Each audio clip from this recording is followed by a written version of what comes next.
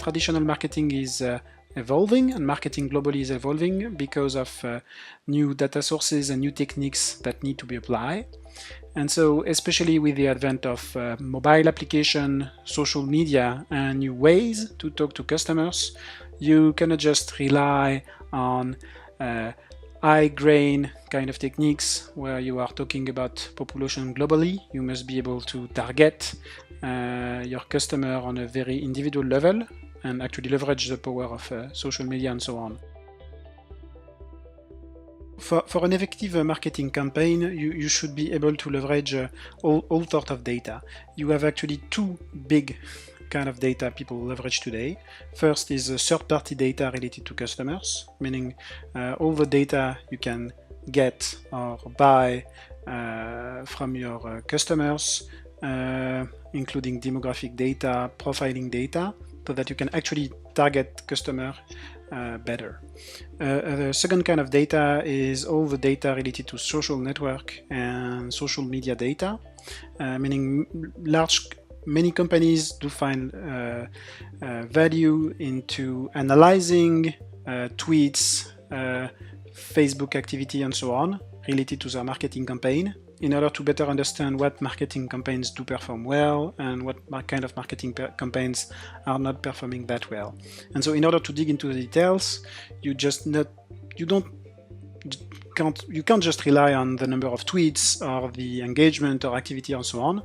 If you want to measure a real ROI, you must dig into the actual behavior of your customer after this marketing campaign, match those social marketing campaign against your actual activity and revenue in order to actually measure their uplift. And that's a big stake for companies today that invest in social media. And a third kind of data is all the data related to usage of the application, meaning when you deploy from a marketing perspective a new mobile application, for instance, you must be aware of what is the engagement in those new applications. Do people just install it or do they actually use it? And that's a very valuable data to have. So to sum it up, you've got social data, you've got usage data, and you've got third-party profiling data.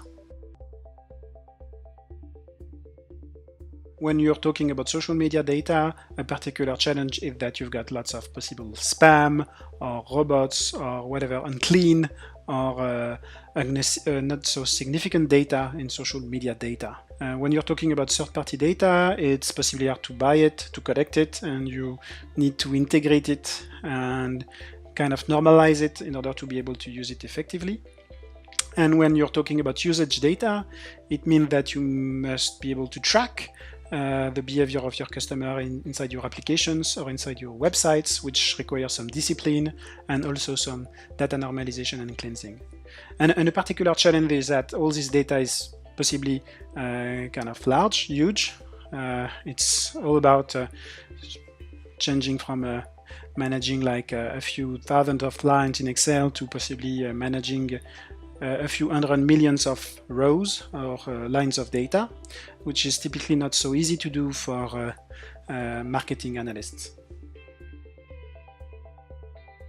In marketing in particular, what is very popular these days is first to leverage data in order to evaluate the lifetime value of a customer, meaning how much revenue you will make over a new customer in the future. This is a very important kind of predictive analytics technique to use because it can help you actually to optimize your marketing campaign for the actual revenue they will generate.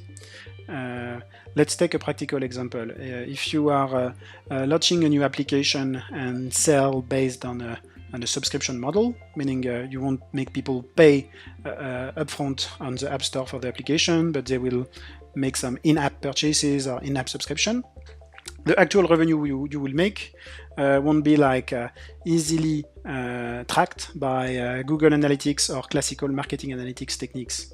In order to understand if a customer will generate value, you need to make some kind of forecast based on his behavior in the app and so on. Is it like just someone that will install the app and just keep it on the phone but never go back? Or will it be someone that will actually use it and find some value in the app, then make some in-app purchase and so on? And so it's critical in order to optimize marketing campaigns today to understand these kind of behaviors, to make this kind of forecast, to take informed decisions.